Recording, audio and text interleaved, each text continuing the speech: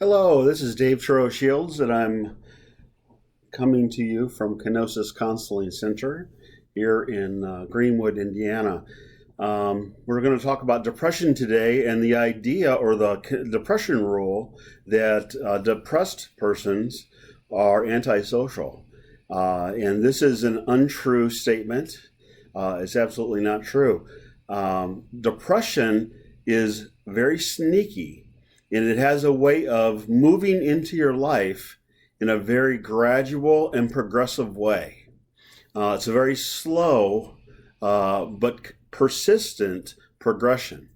And when you're feeling blue and down and depressed, you might say to your spouse or your friends or your family, I just can't do this today. I can't do this activity. And that might seem like nothing. And then the next time an activity comes up, you may not feel like doing it. And so you say, I really am, I'm not up to it today. I don't feel well. And so you say that you might not be able to attend that activity.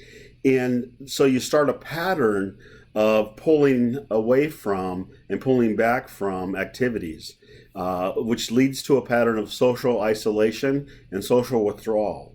And so after a while, it begins to look like somebody who is socially isolated. And then folks might begin to look at you differently.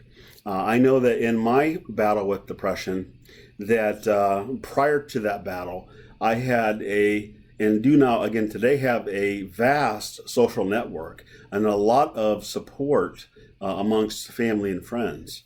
But over the course of a year, as depression took a foothold in my life, I backed away from 100% of that great support. And folks were just waiting idly for me to come out of this depression. I was unapproachable. Many folks tried over the course of years while I was in this battle with depression and very socially isolated. Many folks think that we're hermits or that we're antisocial. And I could see why folks would think that about me, because I became like a hermit and I became what folks might call antisocial.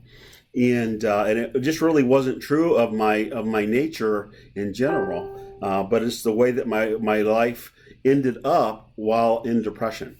And so that's not a good place to be, and it's not by nature who I was. And so if you're depressed and watching this video today, I know that you're not antisocial, and I know that you're wanting your life to be different than that. And I know that the thought of becoming more social and re-engaging with family and friends, just the thought of it is overwhelming and can shut you down. And so you have to start small, maybe with a phone call to somebody that you haven't talked to in a while, maybe writing a letter to somebody that you want to re-engage with, something small that can really make a connection. And then what you feel from that connection can be fuel for the next one and the next one. And then maybe a short walk with somebody who might be willing to come over and walk with you. And then the next time, somebody who might be willing to come over and sit with you. And then the third or fourth time, you might be able to get out, which is not an easy thing to do either, and have a cup of coffee with somebody. And then you begin to slowly take your life back from depression and re-engage in your social network. This is a courageous battle. You can win it. And you need your close support, the people that you live with, your spouse, your children, your parents.